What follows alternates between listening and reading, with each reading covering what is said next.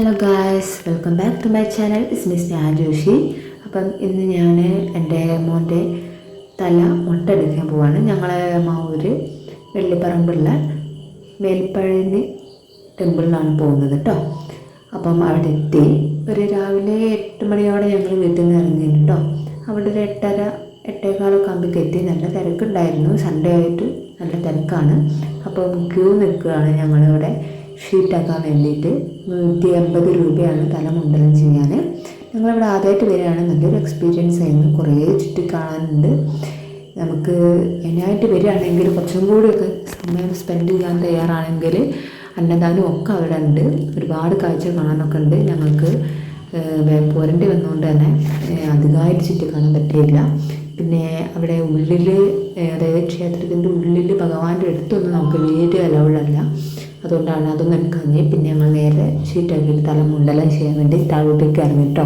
അവിടെ കുഴപ്പമൊന്നുമില്ല, കുറച്ചധികം നടക്കാനുണ്ടായിരുന്നു. സ്റ്റെപ്പാട്ടോ, താഴോട്ടേക്കായിട്ട് പോകാണ്ട്. നല്ല രസമാണ് ബൈക്കിലൊക്കെ പോകാനൊക്കെ. ചുറ്റും കാടൊക്കെ ആയിട്ട് വയനാട്ടിലൊക്കെ പോകുന്ന ഒരു പ്രകൃതിയായിട്ട്. ആ റോഡാണെങ്കിലൊക്കെ അങ്ങനെ തന്നെയാണ് കേട്ടോ. അപ്പം എൻ്റെ സംസാരത്തിൽ ചെറിയൊരു ബുദ്ധിമുട്ടുണ്ടാവും, കാരണം ഞാൻ വരെ ക്ലിപ്പ് ഇട്ടിട്ടുണ്ട്. എൻ്റെ സൈറ്റിലും അപ്പം എൻ്റേതായ ഒരു ബുദ്ധിമുട്ടുണ്ട് സംസാരിക്കാൻ. അപ്പോൾ ഒന്ന് അഡ്ജസ്റ്റ് ചെയ്യാം. അങ്ങനെ ഞങ്ങൾ താഴോട്ട് പോയിക്കൊണ്ടിരിക്കുകയാണ്. നല്ല ഇത് ഫുള്ളായിട്ട് പിരിയെടുത്തത് കാണാത്തവർക്കൊന്ന് കണ്ടുപിടിക്കാൻ വേണ്ടിയിട്ട് കേട്ടോ. കുറച്ചധികം ഇറങ്ങാനുണ്ട്. ഞങ്ങൾ സ്റ്റെപ്പൊക്കെ ഇറങ്ങി. അപ്പം കുറേ കാഴ്ച ഉണ്ട് കേട്ടോ. ചുറ്റുമുള്ള ആൾക്കാരൊക്കെ സെൽഫി എടുക്കുന്നുണ്ട്. നമുക്ക് ഫോട്ടോസൊക്കെ എടുക്കാൻ പറ്റുന്ന ഒന്നും കുഴപ്പമില്ല. അത്യാവശ്യം ഇറങ്ങാണ്ട് പ്രായമുള്ള ആൾക്കാരൊക്കെ കൊണ്ടുവരികയാണെങ്കിൽ കുറച്ച് ബുദ്ധിമുട്ടുണ്ടാവും ഇറങ്ങാൻ പിന്നെ ബുദ്ധിമുട്ടില്ല. കയറാണെന്നാണ് നന്നായിട്ട് ബുദ്ധിമുട്ട് കേട്ടോ.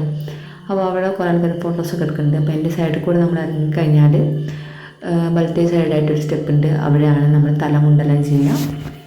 അപ്പം അവിടെ കയറുക. അങ്ങനെ സ്റ്റാർട്ട് ചെയ്തു.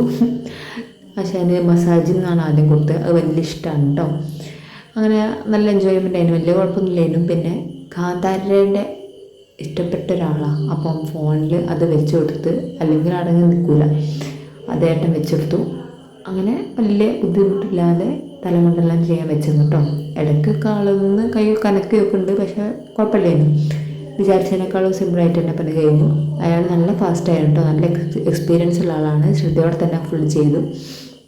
ഞങ്ങളൊന്ന് പേടിച്ചിട്ടുണ്ടായിരുന്നു, പക്ഷേ ബോറൊന്നുമില്ലായിരുന്നു. ആദ്യമായിട്ടാണ് ഇങ്ങനെ ഷെയ്ഡ് ചെയ്യുന്നെങ്കിലും ഞങ്ങൾ പ്രദേശം അത്ര ബോറൊന്നുമില്ലായിരുന്നു.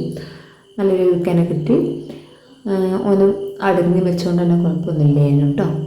പിന്നെ അത് ചെയ്ത് കഴിഞ്ഞിട്ട് അവർ പറഞ്ഞു തലയൊന്ന് വാഷ് ചെയ്ത് വരാനും ഒക്കെ കയറി തലയിൽ കളവും തേച്ചിടും. അതും കഴിഞ്ഞ് ഞങ്ങൾ തിരിച്ച് കയറുകയാണ്. സ്റ്റെപ്പ് കയറി ഞങ്ങൾ കുഞ്ഞിന് അവന് ഇടയ്ക്കിടയ്ക്ക് തലയിൽ തൊട്ട് നോക്കും. മുടി പോയോ എന്താ സംഭവം എന്ന് പറഞ്ഞാൽ മനസ്സിലായില്ല. അങ്ങനെ ഞങ്ങൾ 4 പേരാണ് പോയത്. അച്ഛനും അമ്മയും ഏട്ടനും ഞാനും.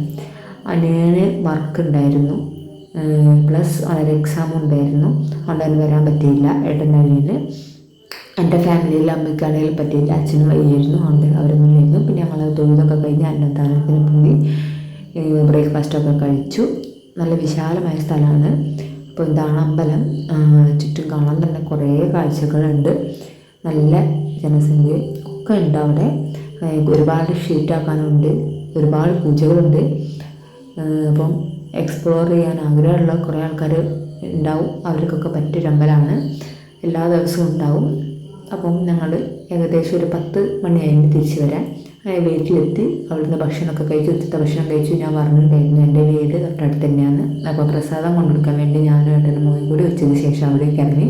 ഒരു വളവേടുണ്ടോ, ഓരോന്ന് പന്നിക്കളിയൊക്കെ എടുക്കുക. ഇതാണ് എൻ്റെ വീട്. മാനുണ്ണി, എൻ്റെ അച്ഛൻ മാനുണ്ണിയാണ്. മാനുണ്ണി എന്നാണ് ഓരോ പേര്. ഇതാണ് എൻ്റെ അച്ഛൻ, അമ്മ.